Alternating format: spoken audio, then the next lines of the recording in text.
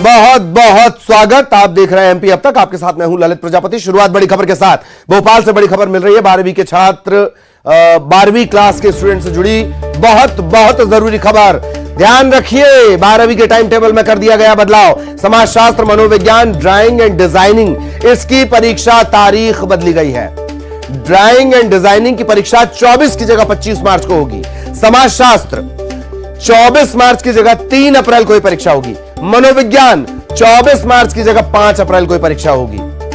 आज से 12वीं मध्य प्रदेश बोर्ड की परीक्षाएं शुरू हुई हैं और अचानक से बदलाव सभी के लिए बहुत जरूरी खबर।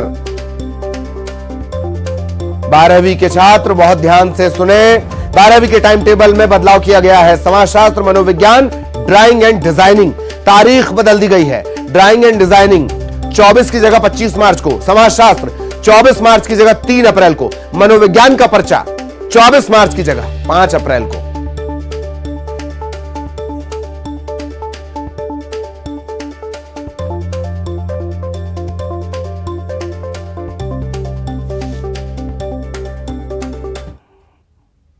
कांग्रेस के विधायक जीतू पटवारी बजट सत्र के लिए सस्पेंड कर दिए गए। स्पीकर के इस फैसले के खिलाफ जीतू पटवारी ने आमरण अनशन की बात कही है और बीजेपी का कहना है कि सदन को पटवारी लगातार गलत तथ्य देकर गुमराह कर रहे थे। कांग्रेस कह रही है कि पोल खुलने पर सीएम के दबाव में कार्रवाई की गई। कांग्रेस ने स्पीकर के खिलाफ अविश्वास प्रस्ताव लाने का फैसला किया है।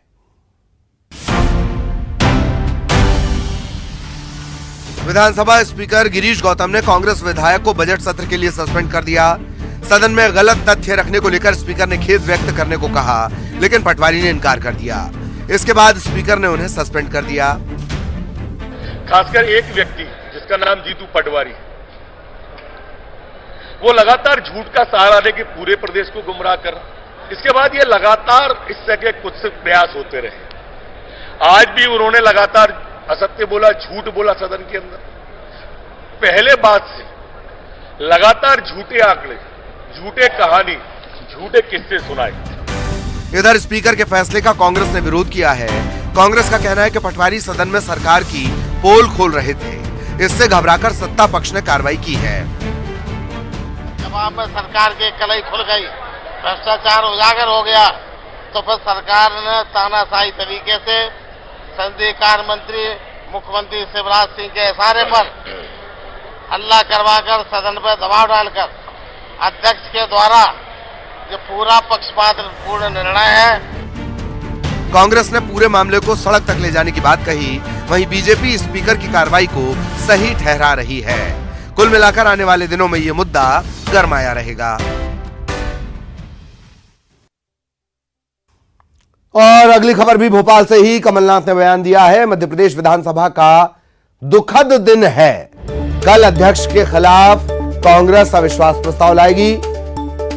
उन्होंने यह भी लिखा कि वो कई साल तक सदन के सदस्य रहे, संसद का लंबा अनुभव, लेकिन ऐसा कोई सवाल नहीं था जिसका जवाब दिया गया हो। विधानसभा इसीलिए बनाई गई है कि पक्ष और विपक्ष अपनी बात रख सकें। अनुसार अविश्वास प्रस्ताव लाए, क्योंकि जो पक्षपात अध्यक्ष ने किया है ये हर नियम और हर सिद्धांत के खिलाफ है। इसलिए हम मजबूर हैं कि हम अविश्वास, इस अध्यक्ष से हम न्याय की उम्मीद नहीं कर सकते। इधर मध्य प्रदेश विधानसभा में टैबलेट का मुद्दा इस कदर गरमाया कि नेता प्रतिपक्ष और कमलनाथ ने टैबलेट लौटा दिया। आरोप यह लगाया गया कि टैबलेट चाइना मेड है। इधर बीजेपी ने आरोपों को सिरे से खारिज किया। मध्य प्रदेश विधानसभा के बजट सत्र में टैबलेट के मुद्दे की गूंज सुनाई दी।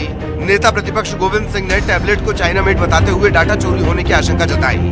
सदन में इसे लेकर गोविंद सिंह और संसदीय कार्य मंत्री नरोत्तम मिश्रा के बीच तीखी बहस हुई। गोविंद सिंह के अलावा कमलनाथ ने भी टैबलेट लौटा दिया। मैंने निर्णय, मेरी सोच समझ के मैंने स्वयं निर्णय लिया है। ऐसे चीन के जिस पर हमारे लोगों को मारता है, हमारे जवानों की हत्या करता है, ऐसे इस देश के विरुद्ध हम लोगों की भावना जागृत होना चाहिए।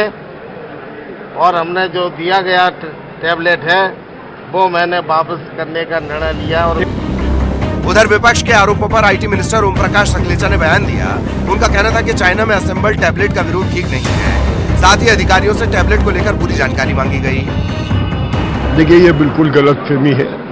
पूरी दुनिया में एप्पल से बेहतर टैबलेट और किसी कंपनी का नहीं है।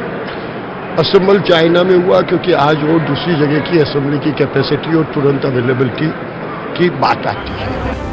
कल ही सदन में पेपरलेस बजट पेश किया गया था। बजट को लेकर विधायकों को टैबलेट दिए गए थे और अब इसे लेकर जुबानी जंग शुरू हो गई है।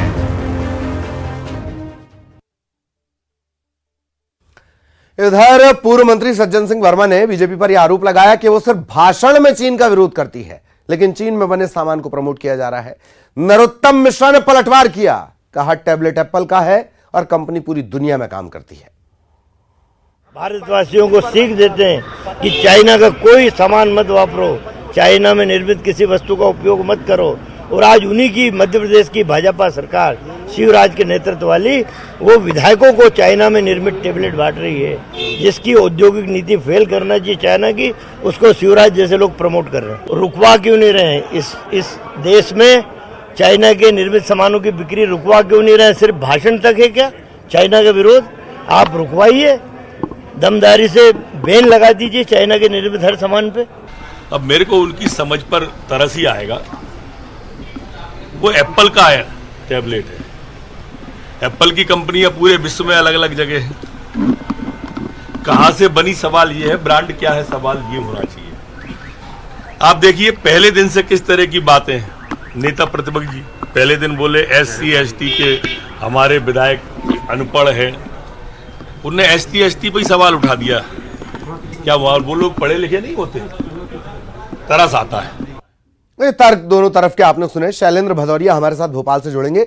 शैलेंद्र के पास हम आपको लिए चलेंगे और आज की पूरी कार्रवाई भी लगातार आपने देखी ही है। शैलेंद्र, आज का शब्द सियासी गलियारे का टैबलेट, कुछ को हजम हुआ, कुछ को हजम नहीं हो पाया, और कल का शब्द रहने वाला है निलंबन, सस्पेंशन। शैलेंद्र, बिल्कुल ललित, आपने ठीक कहा कि जिस तरीके से आज जो टैबलेट को लेकर विवाद शुरू हुआ था और वो सदन के खत्म होते होते निलंबन तक पहुंच गया, और यही कारण है कि अब से कुछ देर पहले PCC चीफ कमलनाथ ने अपने आवास पर एक प्रेस कॉन्फ्रेंस आयोजित की और एक बड़ा ऐलान किया है कि कल सदन में विधानसभा अध्यक्ष के खिलाफ अविश्वास प्रस्ताव कांग्रेस लाने जा रही है। उन्होंने साफ तौर पर जब उनसे सवाल पूछा गया कि संख्या बल के लिहाज से बीजेपी उनसे कहीं आगे है, ऐसे में इस अविश्वास प्रस्ताव के क्या मायने हैं, उन्होंने कहा कि भले ही हमारे पास संख्या बल की कमी है, लेकिन उनको ये मालूम है कि अगर इस तरह के अविश्वास प्रस्ताव या विरोध नहीं किया गया तो कांग्रेस को जो है वो दमन का शिकार जो है बीजेपी बनाती रहेगी। और ऐसे में कहीं ना कहीं उन्होंने जीतू पटवारी के आज के इस काम की तारीफ भी की और कहा कि बेहतर काम किया है, जनता के हित के लिए काम किया है, और कहीं ना कहीं बीजेपी सदन से बचना चाहती है, सदन की कार्रवाई से बचना चाहती है, इसलिए पहले से ही वो मन बनाकर आए थे कि किसी भी तरीके से हंगामा करना है और उसके बाद सदन को नहीं चलने देना है। उन्होंने कहा कि सदन जितने दिन तक चलेगा उतने दिन जो है जनता सच को जानेगी, बीजेपी का असली चेहरा उजागर होगा, और उस चेहरे को बचाने के लिए बीजेपी सदन को नहीं चलने दे रही है। हालांकि जब विपक्ष हमलावर है तो सत्ता पक्ष की तरफ से भी तमाम तरह की दलीलें जो है खुद गृह मंत्री नरोत्तम मिश्रा की तरफ से भी आई। उन्होंने साफ तौर पर कहा है कि जो सवाल किए जा रहे हैं वो तथ्यहीन हैं और सरकार पर केवल आरोप मढ़ने का काम किया जा रहा है। साथ ही उन्होंने ये कहा कि ये केवल ये कहें कि बिल्कुल बिल्कुल बिल्कुल बिल्कुल मैं आपको रोकना चाह रहा हूं। बहुत बहुत धन्यवाद शैलेंद्र। और अब विधानसभा में धार डैम के रिसाव का मामला भी उठा है। इसे लेकर जल संसाधन मंत्री तुलसी सिलावट ने बयान दिया। उनका यह कहना था कि डैम बनाने वाली कंपनी को ब्लैकलिस्ट कर दिया गया है, अफसरों पर भी कार्रवाई की गई है। डैम की निगरानी अब केंद्रीय जल विभाग करेगा। एक निर्माणाधीन डैम था, पिछली 22 तारीख को एक स्टिपेज हुआ था और निर्माण क्योंकि अतिवृष्टि होने के कारण जो निर्माण डैम था उसमें पानी भर गया था। लेकिन आपने कहा मेंटेनेंस की जिम्मेदारी उसी की है। देखो पूरी काम भी वही करेगा। आपको पता है कि मैंने शुरू दिन कहा था कि लगभग जो इसमें दोषी होगा उस पर कड़ी कार्रवाई की जाएगी। जो ठेकेदार था ब्लैक लिस्ट किया, सी से लेकर AC से लेकर 8 अधिकारियों को निलंबित किया। और मैं आपको फिर कह रहा हूं, हम गुणवत्ता के साथ उसका कारण का काम अति शीघ्र चालू करने वाले हैं। और केंद्र का जो जल बोर्ड है उसके भी लोगों को मैं सम्मिलित कर रहा हूं। इधर पूर्वोत्तर के 3 राज्यों में हुए विधानसभा चुनाव के परिणाम के बाद बीजेपी कार्यकर्ताओं में जश्न का माहौल है। 2 राज्यों में शानदार परिणाम से बीजेपी नेता गदगद हैं।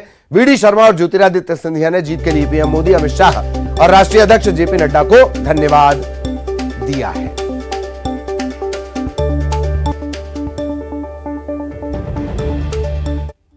साथ में ही नागालैंड में भारतीय जनता पार्टी को गठबंधन के साथ पूर्ण बहुमत की सरकार बनाने भारतीय जनता पार्टी जा रही है। सबका साथ, सबका विकास, सबके विश्वास और सबके प्रयासों के इस मंत्र पर आज देश की जनता लगातार प्रधानमंत्री मोदी जी के नेतृत्व में आज भारतीय जनता पार्टी को लगातार सफलता मिल रही है। मैं माननीय प्रधानमंत्री जी को बहुत इस बात के लिए बधाई देता हूं।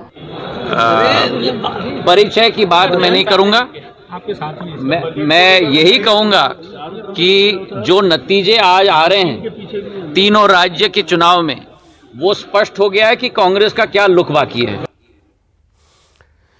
इधर शिवपुरी के माधव नेशनल पार्क में जल्द टाइगर की दहाड़ सुनाई देगी। स्वर्गीय माधवराव सिंधिया के जन्मदिन के मौके पर 10 मार्च को यहां टाइगर छोड़े जाएंगे।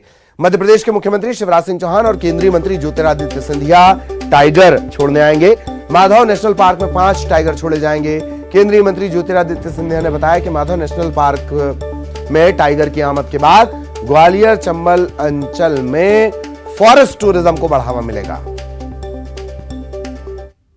चंबल संभाग के लिए प्रधानमंत्री जी के नेतृत्व में, शिवराज सिंह जी के नेतृत्व में और हमारे पर्यावरण मंत्री भूपेंद्र यादव जी के नेतृत्व में मैं उनको दिल के गहराई से धन्यवाद देना चाहता हूं। 25 साल बाद टाइगर की गूंज शिवपुरी के माधव नेशनल पार्क में हमें सुनने को देगी। 10 मार्च को 5 टाइगर माधव नेशनल पार्क में रिलीज किए जाएंगे। भोपाल में इन दिनों सब्जी फार्म में लोगों की सेहत के साथ खिलवाड़ किया जा रहा है। भोपाल के सब्जी फार्म का एक वीडियो वायरल हो रहा है। वीडियो में नजर आता है कि किस तरह नाले के गंदे पानी से सब्जियां साफ की जा रही हैं। सब्जियों को नाले के गंदे पानी से धोया जा रहा है। ये आपकी सेहत पर जानलेवा असर डाल सकता है। न्यूज़ 18 इस वायरल वीडियो की पुष्टि नहीं करता।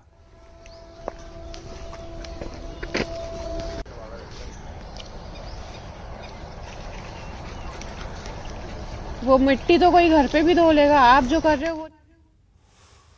और अब खबर नर्मदापुरम से। यहां नर्मदा किनारे घाट पर बैठे युवक युवती को अशोभनीय हरकत करने से रोकना एक साधु को भारी पड़ गया।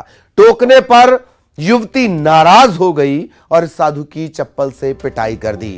घाट पर बैठे लोगों ने पिटाई का वीडियो बनाया। हालांकि घटना को लेकर पुलिस में कोई शिकायत दर्ज नहीं हुई है। यह वीडियो कोरी घाट का बताया जा रहा है। घाट पर दोपहर के समय कुछ युवक और युवतियों के जोड़े स्कूल और कॉलेज यूनिफॉर्म में बैठे हुए थे। इस दौरान कुछ युवक अशोभनीय हरकत करने से बाज नहीं आ रहे थे। घाट पर मौजूद साधु ने हरकत पर नाराजगी जताई। इस दौरान एक युवती नाराज हुई और फिर साधु की इसने चप्पल से पिटाई कर दी।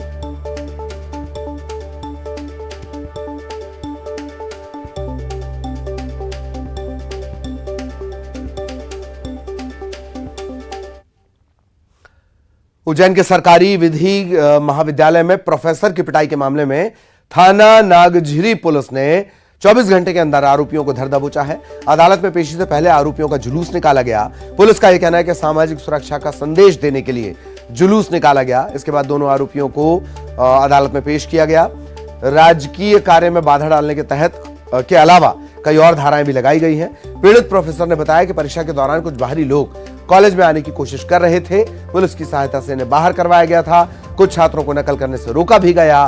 बहस हो गई। परीक्षा खत्म होने के बाद कॉलेज के बाहर मुंह पर कपड़ा बांधे हुए 2 बदमाश आए, प्रोफेसर पर हमला किया, फरार हो गए। अनभिज्ञ थे कि ये क्यों खड़े होंगे, परीक्षा देके कोई निकला है तो खड़ा होगा। मास्क का जमाना है, नकाब उनका चढ़ा हुआ था तो ठीक है, मास्क लगा रखा होगा, जो भी है। हमें एकदम भान नहीं था कि ये कोई हमारे लिए खड़े होंगे। पूरे पुलिस प्रशासन को जो है बहुत बहुत धन्यवाद देती हूँ और हमेशा आगे के लिए भी अपेक्षित करूँगी कि जहाँ जब कभी ऐसी आवश्यकता पड़ती है, अगर त्वरित कार्रवाई करते हैं तो निश्चित तौर पर सभी लोग जो इस तरीके से कार्य करने की मंशा रखते हैं उनमें भय उत्पन्न होगा और व्यक्ति जो है, समाज जो है थोड़ा सुधार की ओर अग्रसर होगा। हाँ बिल्कुल, 28 तारीख को लॉ कॉलेज में प्रोफेसर है, उनके द्वारा एक मारपीट की रिपोर्ट लिखवाई गई थी कि 2 अज्ञात व्यक्तियों द्वारा उनके साथ मारपीट की गई है। तो तुरंत FIR करके श्रीमान पुलिस अधीक्षक महोदय द्वारा आरोपी की गिरफ्तारी हेतु टीम बनाई गई थी, जिसमें दोनों आरोपियों को अरेस्ट कर लिया गया है और आज उनको न्यायालय पेश किया जाएगा। छतरपुर में अवैध निर्माण पर प्रशासन ने कार्रवाई की है। अपराधी दीपू जाटव के घर पर ढोल लगाड़े के साथ दस्ता पहुंचा। इसके अलावा छुई खदान इलाके में अवैध तरीके से बने मकान पर कार्रवाई की गई।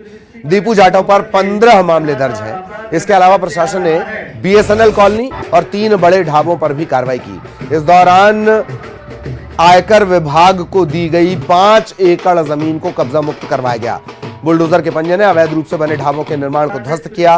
पुलिस, राजस्व और नगर पालिका के अधिकारियों ने एक जॉइंट ऑपरेशन किया। इस कार्रवाई से भू माफिया में हड़कंप है। प्रशासन ने साफ संदेश दिया है कि अवैध निर्माण या जो बेजा कब्जा है उससे बख्शा नहीं जाएगा।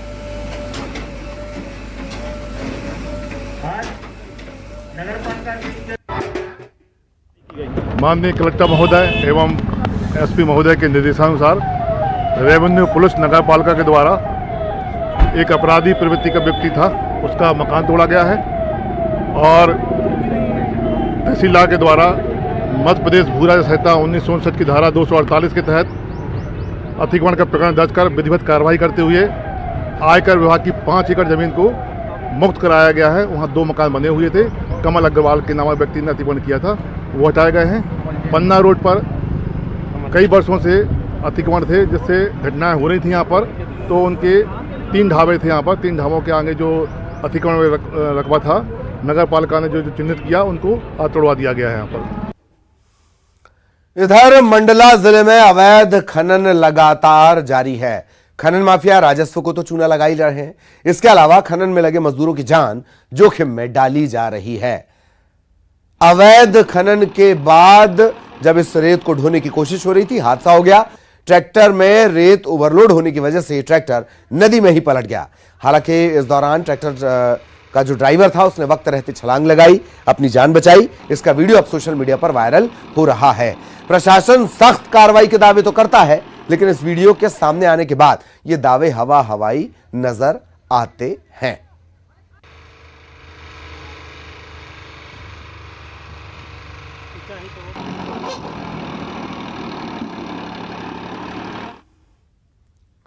और अब आपको दिखाते हैं 25 सेकंड में खबर।